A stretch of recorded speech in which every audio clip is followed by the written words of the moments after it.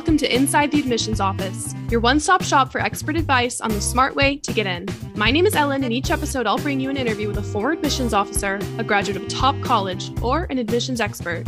These interviews will take you inside the admissions office and will be full of behind-the-scenes knowledge, first-hand experiences, and application tips that will help you get into your dream school. If you'd like to chat with one of these experts, you can sign up for a free consultation in the description of this episode.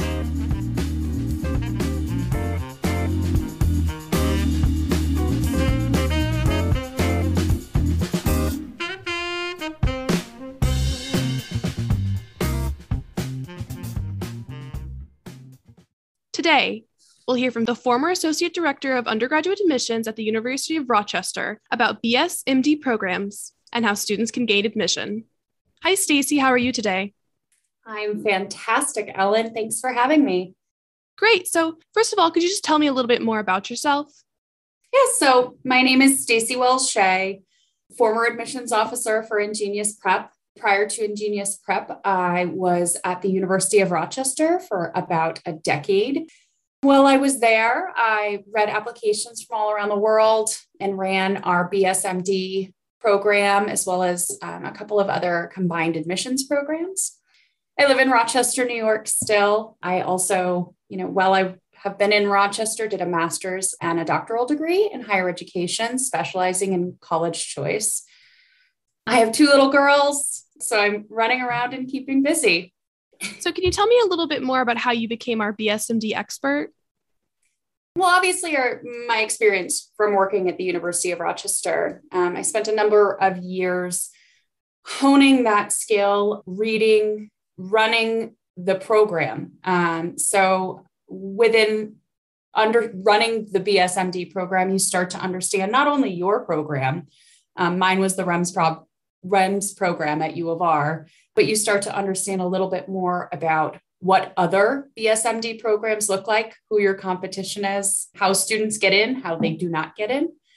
But yeah, about 8 years of experience running that program. I think I don't think anyone can be a full-on expert, but I think I know what I'm talking about.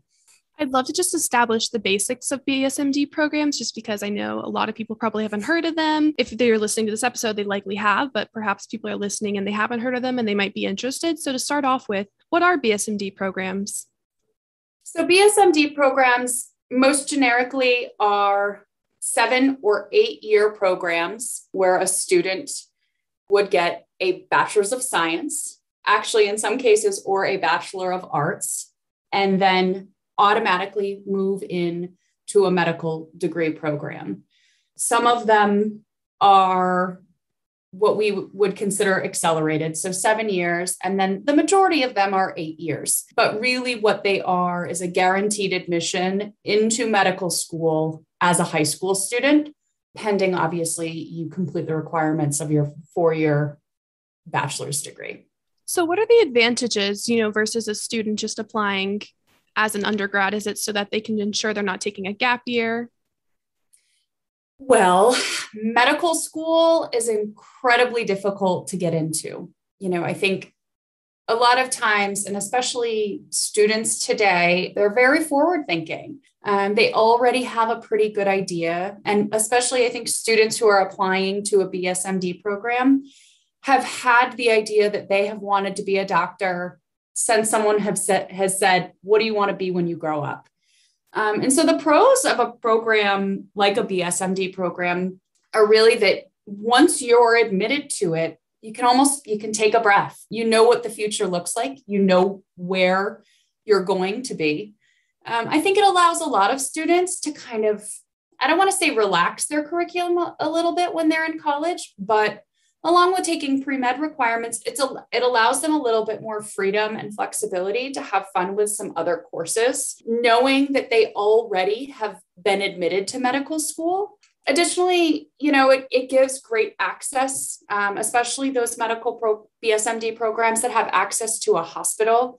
It gives great access to students who are undergraduates who would not normally have that type of access. Usually there's some sort, like at the U of R, we had something called the REMS seminar. They were courses, with the REMS director who was over at the medical center, who was a doctor, and that being said, they kind of get a really good insight into what is actually going to happen versus kind of a generic pre-med program where they may not. If anything, maybe they're almost looked at as like kind of the higher echelon of pre-med students within their graduate or within their undergraduate programs. Another pro would be it's 7 years if you've got an accelerated program. Rochester, ours was not, but a 7-year medical program obviously is 1 year less of paying for either an undergraduate or medical school tuition, which certainly can be huge. But really, I think the majority of it is you're already accepted. In some cases, you're not taking the MCAT. You're not studying for the MCAT. You're not planning on doing all of the med school applications, which takes students a number of hours. So it saves a lot of time when you're in college. However, that's not to say that applying to a BSMD program, it really just transfers the work and that you're doing a little bit more as a high school student. Are there any disadvantages of these programs for students? Yeah, there absolutely are. After running a BSMD program, I spent a lot of time obviously advertising it and talking about the wonders of it. However, I mostly realized that the majority of students I was talking to about it were not going to be actually getting into it. They are extremely competitive, like trying to get into the top, 3 Ivy League schools all at once and make it even harder. It's really a process. And so along with that idea that they are extremely competitive, it's mostly the idea that what I would find is that students would be applying to a BSMD program simply because of the idea that it is a BSMD program, not because they found the undergraduate institution to be a fit for them.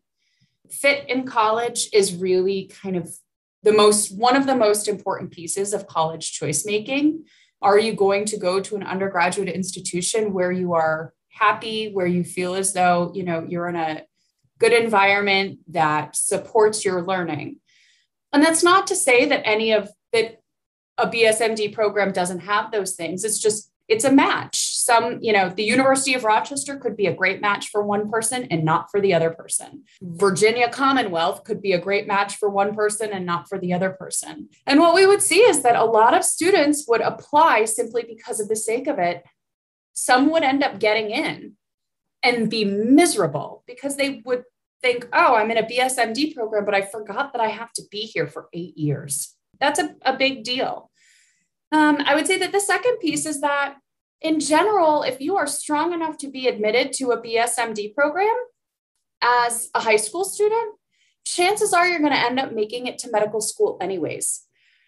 And chances are, instead of getting accepted into we'll call it a lower ranked undergraduate institution that has a BSMD program, you could get admitted to a higher ranked, a more academic institution and end up going to a better medical school later on.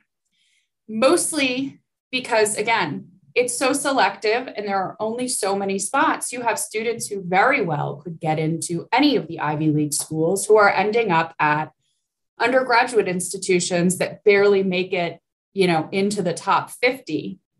The BSMD program makes them highly selective, but when you look on the list, they still have that undergraduate degree from a lesser institution.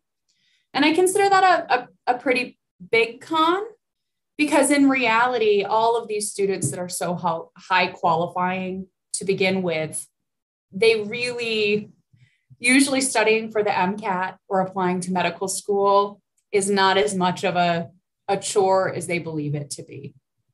So is having a BSMD program somewhat of a draw for universities because they can use it to draw in those top students who might have gone to the Harvards, the UChicagos, the UCLAs, and they can draw them into their school because they have this very selective program they want to attend?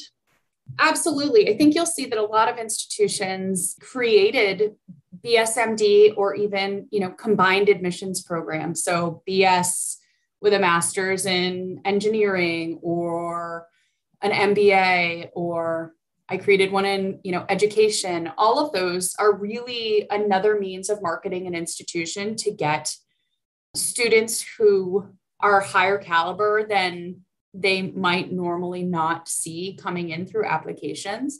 It certainly raises the profile of the types of students who are applying to a certain university. It brings in a number of applications, which obviously I think for any college, you become more selective, obviously, with the more applications you get and the less people you admit.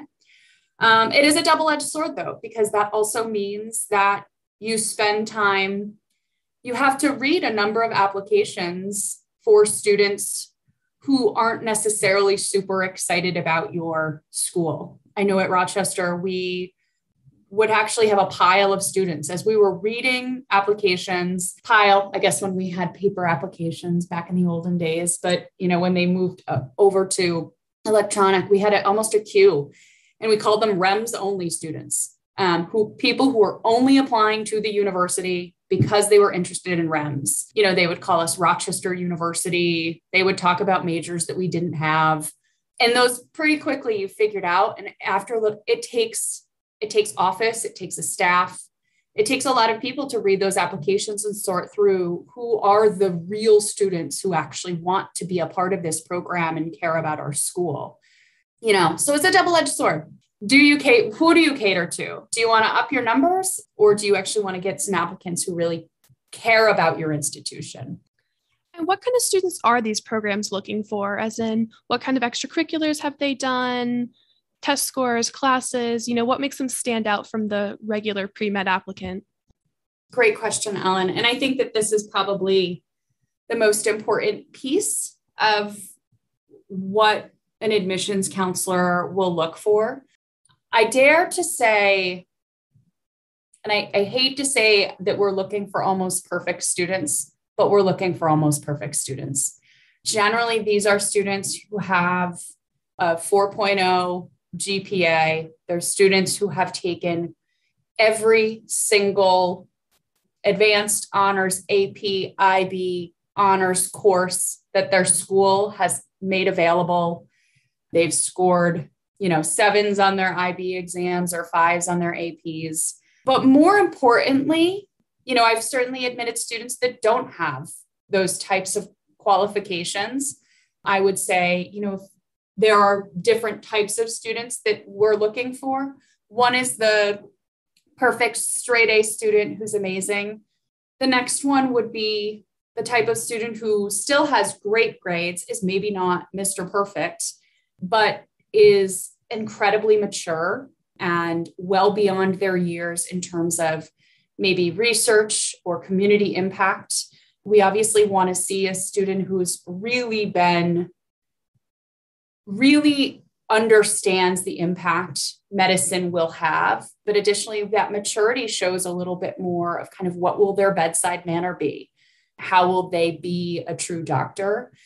There's also, kind of another student who we often look at. I would say it depends on which BSMD program you're looking at, but there are a number of students who have a high level of research background. We would call those our research students. Again, pretty darn near close GPA and standardized testing, but they have really gone into the world of research, maybe a little more than even that of a college student. People who really are published, who maybe have really done it, not just like, hey, I've done it for a semester. I've done it for a couple of years with a well-known professor at a local, at a university, something like that.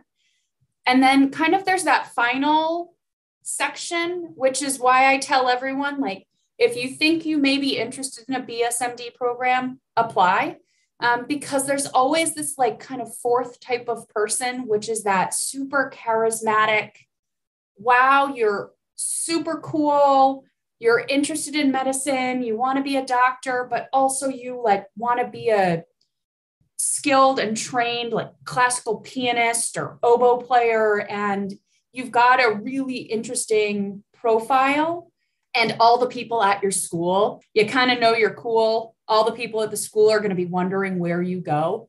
You're also the type of student we like to get into one of those programs. It helps for recruitment purposes, but also you don't want a bunch of robots. So kind of adding to that whole idea that you want, well, I don't necessarily ever want a well-rounded student applying. I do want a well-rounded class of interesting people. And the same would go for a BSMD program. So, but I would say mostly, the biggest pieces, passion for medicine, maturity, really great grades in what has been offered to you, and the best of the best when it comes to standardized testing. For students and parents that aren't aware, could you clarify what you mean by you don't want a well-rounded student? So gone are the days when there are expectations that a student is a jack of all trades, is the type of student that says like, well, I checked the box for volunteer work. I checked it for a sport. I checked it for community service. I've got good grades, but you're not good at anything. You're not passionate about anything. The easiest way to kind of say we don't want well-rounded students is mostly we want students with edges, students who really kind of have a unique hook that displays that there has been a long-standing passion for something. And that something doesn't necessarily need to be academic. It can be anything. It can be, I'm, incredibly excited about fixing cars, but hey, maybe I want to be an engineer. And you know what? If you've been fixing cars every single day with your dad and started a business selling those cars, are incredibly passionate about it and want to be an engineer, I'd rather have you keep doing that than sign up for community service club where you do it for 2 hours and really could care less because you're checking a box. I think that's what I mean about well-rounded. Just an obvious passion. I wish that had been more well known when I was in high school, because I did so many dumb activities that we did, me and all my friends, where you have to do honor society because it looks good on college application. You have to do this number of hours. It'll look good on your college application. And just so many silly things to stress about that. And looking back, had nothing to do with my applicant profile. The admissions officers probably did not care. If anything, it might have made me look worse because they were like, why is this theater major doing this completely unrelated activity? So trying to get the word out to students so they can really focus on their passions.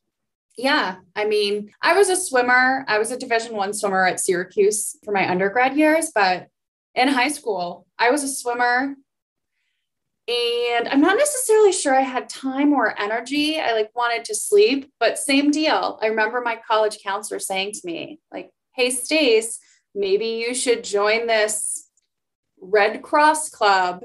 And while for some people, it's a great club, I was like, can I just go to bed right now? I don't want to do this. And again, no one cared. There was nothing. And you see it on the other side. You can really see it. And maybe that's the other piece, is you can see it on the Common App activities list. When students really have something that they're excited about, it comes through even on the teacher and counselor recommendations. It shows through what a student is super excited about versus being a serial joiner. Counselors and teachers are quick to talk about those students who are truly passionate about something. And that's not to say it's so hard as a high school student to go out and be like, I'm going to find my passion. It's not like it happens overnight. You obviously, I do it right now with my young 5 and 7-year-olds, trying to help them figure out what it is they love. You've got to expose yourself, and you certainly do have to join things to understand if that's what's exciting to you. But it would also be the tip, if you join something and you I hate this, I don't want to be a part of it, then get out and try something new until you find what you really love. I have a Forbes article here, and it says that the Rice Baylor Medical Scholars Program had 1,600 applicants this past admission cycle for only 6 seats, which puts their acceptance rate at less than 1%. And the Case Western Reserve University's Pre-Professional Scholars Program had an acceptance rate also of 1%. So it's obviously why these programs are so competitive, because they have so few spots with so many applicants. But that leads me to my next question is, why are there so few spots? I guess you need to look down the road to the next piece of medical schools are competitive. There are only so many medical schools in the country. Not everyone that applies to medical school gets in. And so for a medical school to reserve somewhere between, 5 and 10 or 14 spots for a class that is 5 years away from them is I think it's almost a little scary.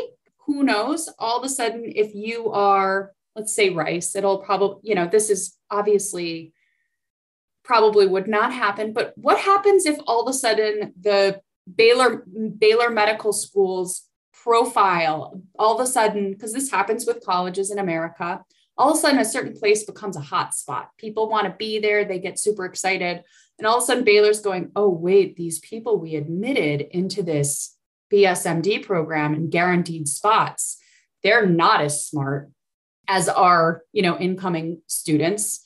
So do they lower the profile? Maybe. There's also the piece of students can change significantly in the 4 years as an undergraduate. They may be incredible when you talk to them in high school.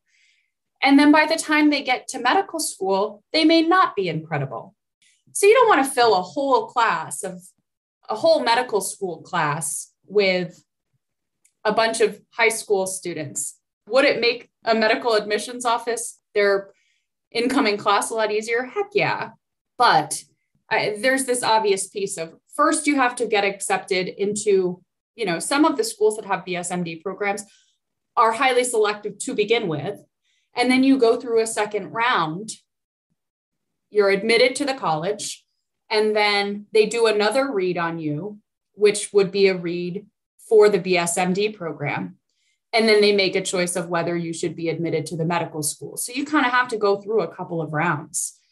I think that for any medical school to have so many guarantees is tough. I don't think it always works out. And I've seen it not always work out. Do you agree with the statement that there's no match or safety BSMD programs? I'm assuming you do, but. Yeah, I absolutely do. Everyone is a reach and will always be a reach. And then could you list some of the top programs that students can research? Brown is always kind of the pinnacle program. Rice has a great program, Case Western, Pitt, Boston University, Baylor, which is part of Rice, REMS, which is the University of Rochester. On just about every website too, there's an option. If you go through and look at type in BSMD programs, there are a lot of good rankings, but those are what I would consider to be kind of the top ones. So Forbes has also reported that several BSMD programs have closed down recently at Northwestern, WashU, Missouri Southern State University, Kansas City, and a couple others. So what do you make of that? Why are they shutting down, especially since they're so popular?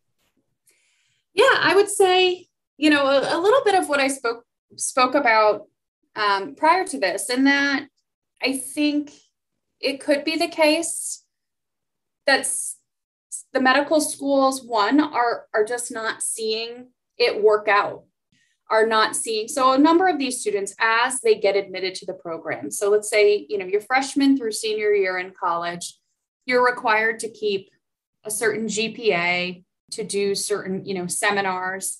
And it may very well be that the students just aren't making the grade. It could also be that a number of these students are changing their mind and saying, hey, I thought medicine is where I wanted to be. The more I'm into it now, I'm realizing I'm not into it. And this medical school has these, slots that they've been saving, and, their admissions process gets kind of messed up a little. It could be that they're finding that it's just easier for the medical school is just finding that it's easier for them to admit on their own and know exactly what students they're getting so that they can increase their admit profile. It could also be that a number of these schools and the hospitals, so not every college, has a medical center or has a medical school on campus. It could be that some of the, ties that bind the undergraduate institution and the medical school are, starting to fizzle a little bit. It also could be that the medical school or the hospital doesn't have the money. These programs are also expensive. You have to pay people to run them, and you have to pay, doctors and or, advisors, admissions officers to read the applications, but also to run the program for the 4 years. And obviously, looking at even what's happened now, nothing in the medical field right now is about just throwing away money. And not to say that they'd be throwing it away, but, looking at kind of what is the most cost-effective way to get students in. Those are kind of, in my humble opinion, ideas. Obviously, I don't know the backstory, the true stories of them, but those would be my guesses. I'd love to move into the application process itself now. So how does applying to a BSMD program differ from standard college admissions, both from the perspective of you as the admissions officer and the student? Yeah, so in general, most students will submit the application that is the same application that they would use to apply to the undergraduate institution. So Common App, or if the school has their own specific application. And then most BSMD programs will have a separate supplement that they would fill out and return at the same time that they submit that other application. That supplement is a little bit more of the kind of why medicine and why this specific BSMD program.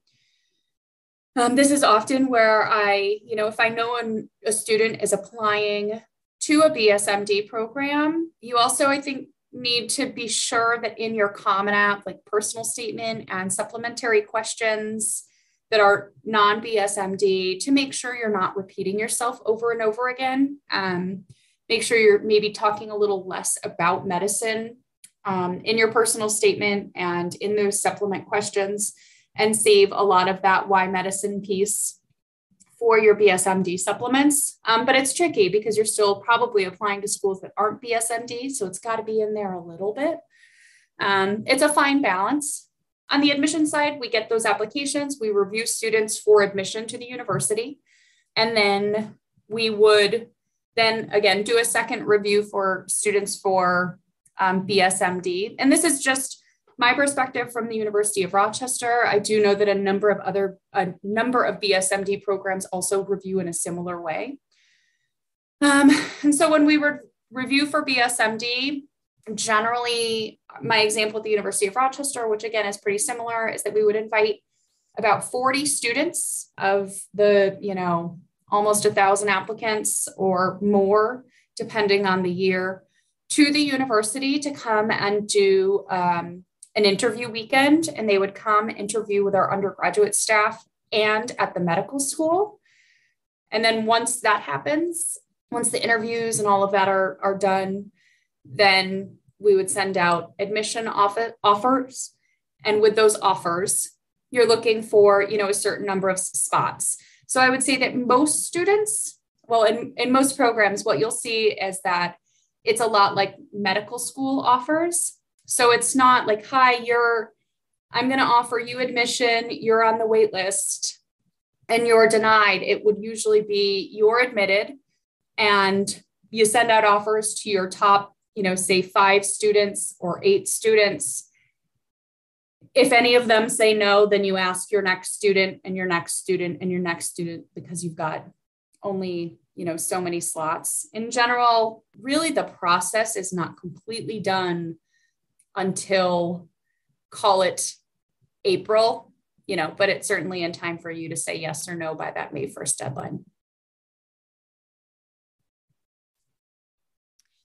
For parents or students who are trying to organize their finances, what are the extra associated costs? Is there an extra application fee? Is the yearly cost a little higher than an undergraduate? Is there likely a cost to fly out to do those interviews? No, so there's no extra cost for the supplement. There's no extra cost to apply to a BSMD program.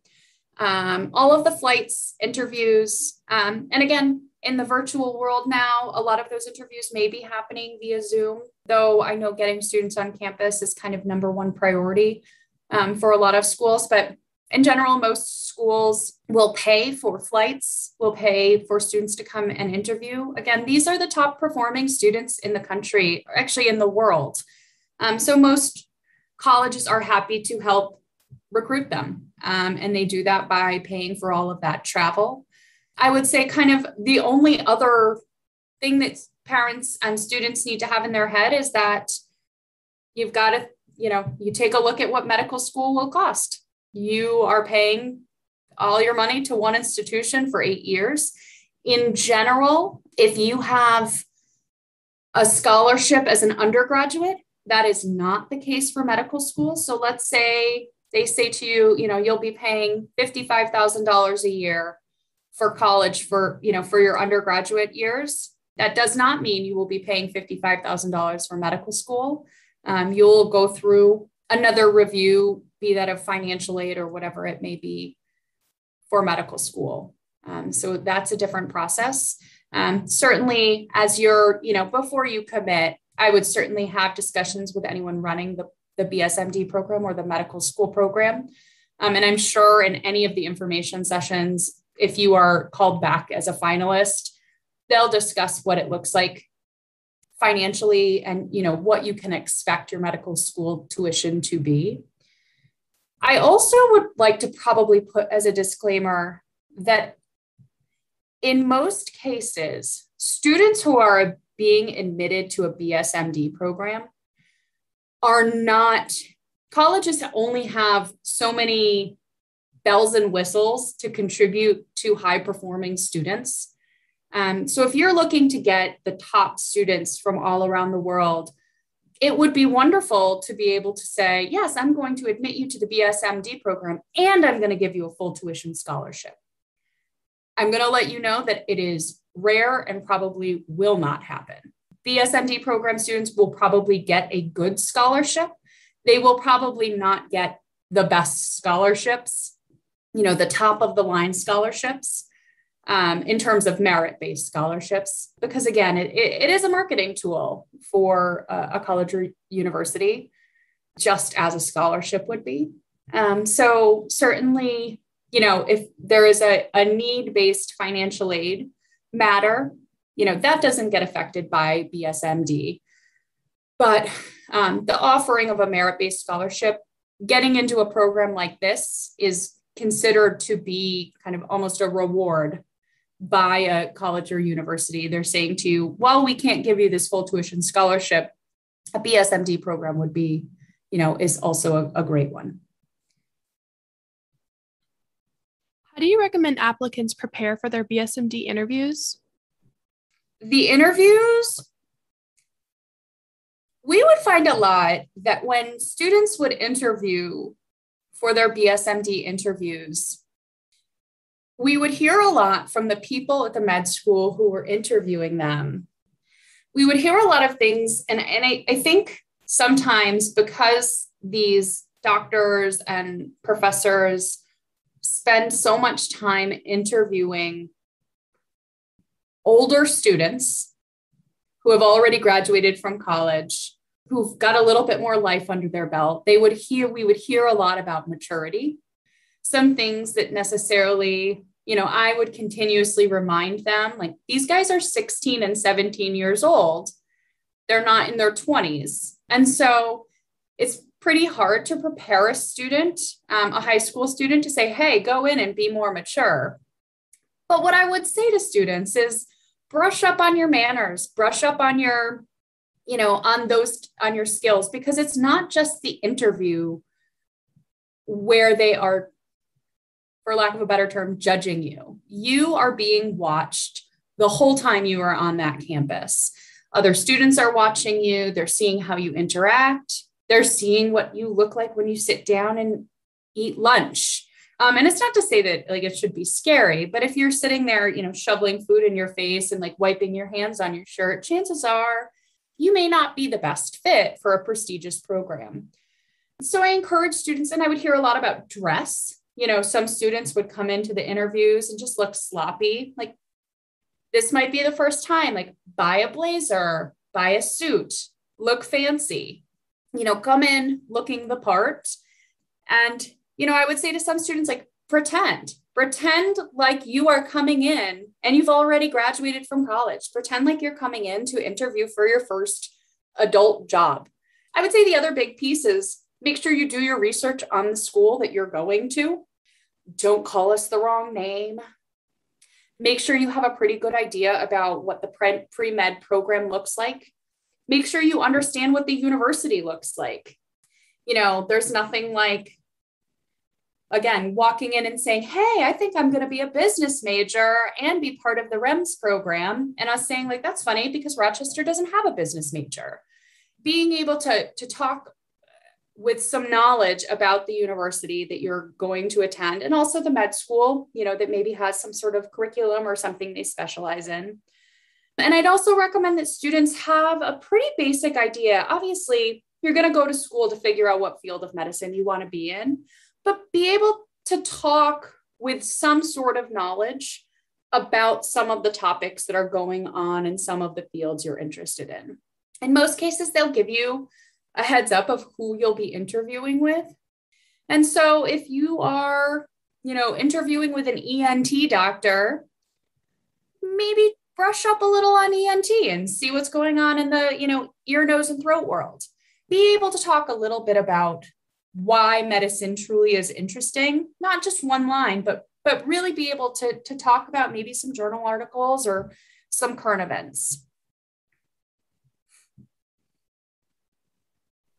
I did a casual interview for study abroad in my undergraduate, and the advisor asked me who was the prime minister of the country I was applying to, and my life flashed before my eyes. And luckily it was a group interview, so someone else answered, and me and the other person who didn't know were like, yep, we all knew that. She just answered first. So you definitely recommend students actually do the research, do not wing it. Well, the joke is I say ENT because one of our REM students would talk about how she went to go interview with an ENT doctor. And I don't know, anyone who wants to look it up right now, I still can't pronounce. I consider myself pretty intelligent. It's like what the actual name is. It's like OT Adelan. I can't even do it. Needless to say, she messed up the type of doctor he was about 2,000 times. And finally, he just said to her, like, just say ENT. It's just easier. It's just easier. She's still a REM student. She still was a REM student, but it was a nice little embarrassing story. Maybe know the actual field of medicine and be able to pronounce it.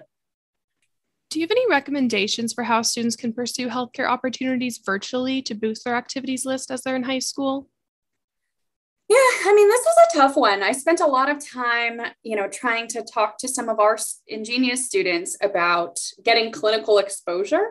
During COVID, it's like, how are you, no one's going to let you in a hospital. They're not even, they're letting no one in the hospital. So how are you going to do that? But I would say any type of healthcare opportunities, a lot of this is kind of word of mouth or talking to people that you know.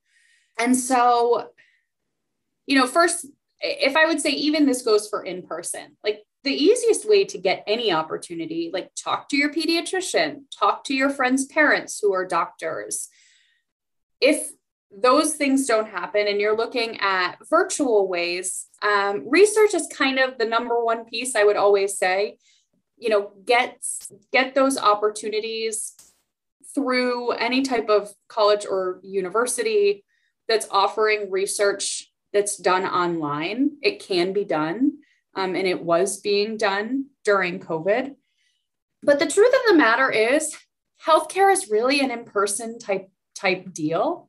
Obviously, we've got a number of new platforms that have come about through COVID And some doctors will let you shadow them as they're doing, some of their video calls and video chats. There are obviously some, check marks you have to go off and, you'll need approval from patients, but some doctors were doing that. I'd like to think that maybe we won't be doing things virtually somewhat soon, because really the best types of experience, especially for a BSMD program, are really getting in there and being where it happens. And I recommend, if you're looking at kind of that list of everything that a student should have, the other piece is that clinical piece is that you need to know what it means to be a doctor. You don't want to get in, your first day of med school and realize that you actually are not a fan of, blood or the cadaver lab or whatever it may be. Another opportunity always is a mini med school. A number of BSMD program colleges actually offer mini med schools. And I'm just going to give you an FYI. Sometimes if you go to those mini med schools and you are the highest achiever and the best student who's just awesome during those mini med programs, you certainly get a star next to your name, and they generally will remember you when you're applying to their BSMD program. And usually you kind of get put towards the top of the list. Certainly not a guaranteed admission, but it's just one more connection. So mini med school would certainly, and I know that some of those mini med schools were being offered virtually also. It's a tough one. I would say certainly this year and in this past year, I would say that a lot of schools probably were a little bit more lenient on that, like real in-person. If you didn't have a lot of that clinical in-person experience, we kind of knew why. I would say kind of as people, we start to come out of the pandemic, there will be an expectation that, students are getting back in there and shadowing in person though. I'm interested to know how these programs view testing, because I did some research and I found that certain universities with BSMD programs, while the university proper is following test optional policies, the BSMD programs are a little more stringent. So Drexel has test optional policies, but it's highly encouraged that the students submit if they're doing the BSMD, versus Union College as still requiring students to submit the SAT or the ACT. So why is testing so important for these programs? I guess it's the same way that the MCAT will probably never, or will probably take a while, or will never be removed from a med school admission. Admission officers at medical schools love standardized testing. It's one more way, one of the many ways for any admissions officer to compare students. And in general, med school is a lot of work and it's a lot of testing, and they want to know if you're good at it or not. Pretty simple. I don't ever, even if they say it is optional, unless you are in specific zip codes where it is very difficult to take an exam like the SAT or the ACT, or if you are in a financial place where it is limiting, I don't really ever see the SAT or ACT in a BSMD program not being one of the first things that is looked at, not necessarily by the undergraduate institution, but by the medical school that is admitting you to the BSMD program. Maybe the schools that still, so some will have a guaranteed admission based on, and some will have a little asterisk saying you still have to take the MCAT, but it's kind of, we'll give you a range of what you need to take. I could see those types of places that are saying you still have to take the MCAT at the end of your senior year just to get kind of a baseline score. I could see them maybe, as you're being admitted as a high school student, being a little more lax on the SAT, but there are very few schools that have that. We've talked a lot about school fit, but are there any other major or common mistakes you see applicants making? Not really. I would say the biggest one is always just not having a clue what school you're applying to, seeing a lot of cutting and pasting of the same, BSMD supplement and saying, I want to be at this school because it's in a great city and you're like in the middle of a cornfield, not really knowing location or anything about the school. I would say the other is thinking that the only people who are BSMD are like biology and chemistry majors. The reason BSMD students are so interesting most of the time is that they have a lot of, I think maybe the right way to look at the reason a student should be applying to a BSMD program is they want to apply to a BSMD program because they know they want to be a doctor, but also they have other things that they want to do in college that they want to explore that will help supplement their ability as a physician. And so seeing a secondary interest or even an initial interest of, I want to be a biomedical engineer, and then I want to be in med school, or trying to make an admissions officer think. And again, I'm not saying well-rounded, but trying to make an admissions officer think, I want to be a biology major. All I do is biology. All I study is biology. I'm going to do biology in college, and then I'm going to go and I'm going to be a physician.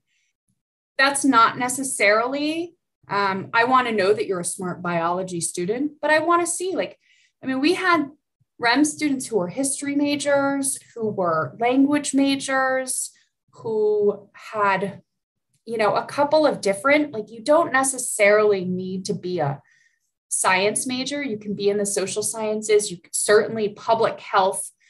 So I think the mistake I would see is students not branching out of that hardcore sciences. Obviously, if the hardcore sciences are the only thing that you love and that is your edge, by all means, but make sure you understand that there are other pieces of medicine, certainly, even just when you're applying to a normal undergraduate program. But for BSMD, know that science or, medicine is all encompassing.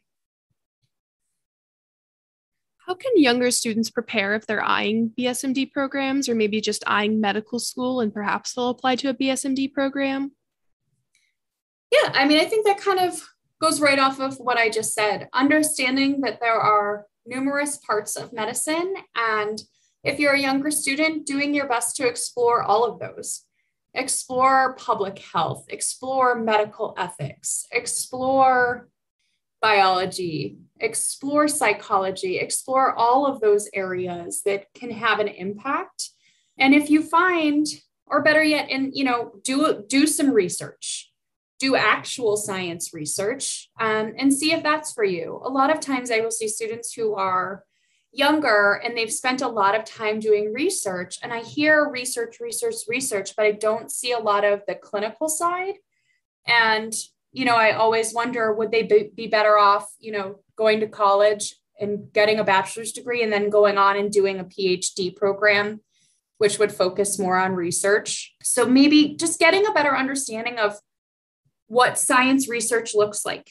Do it. Spend some time doing it. Find a professor, send an email out, have your parents or your counselors or friends or someone connect you, with a professor to do research. I also recommend doing some shadowing. Getting that experience in there early is great for your resume because that is something you should check off the box, but it also gives you an idea. This is where I want to be. This is where I don't want to be. So just doing that kind of self-exploration. I also think that for younger students, for pre-med or BSMD, same as I said before, cultivate a reading habit that helps you have knowledge and be able to speak about topics in the field. Try to find 5 or 6 different subject areas within medicine and spend a couple weeks studying each. And certainly I think that will help so that when you do get to the place where you're saying, should I do BSMD? Should I not? you can say like, no, I think that being a doctor is actually 100% what I want to do. I think this is these are the 2 or 3 fields that I want to go into. Save yourself all that work, as you get closer and start to do it now and start to do it earlier. Do you have any other words of advice or encouragement for class of 2022? Have fun. Have fun with it. I think probably the biggest piece of advice I would have to give all of you is that if you are applying to BSMD programs, just remember how hard they are to get into. Even if you don't get into one and medical school is your dream, chances are you still will find an avenue to get there. Having a BSMD denial does not mean that you will not have a future as a physician. 99.9% of doctors take the normal path, and that is okay. In some cases, they may be better doctors for it. If you are lucky enough to get into a BSMD program, get ready to work your tail off. I'm sure that all of you will do it if you are accepted, but prepare yourself and get ready. It'll be a fun ride, but it's going to be a lot of tough work. But yeah, mostly just good luck.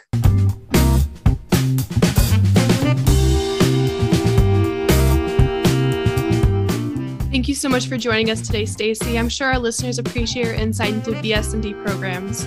For more information, check out our blog linked in the episode description. If you have any questions or would like to request a topic for a future episode, go ahead and give us a follow and send us a message on social media with the hashtag InsideAdmissions.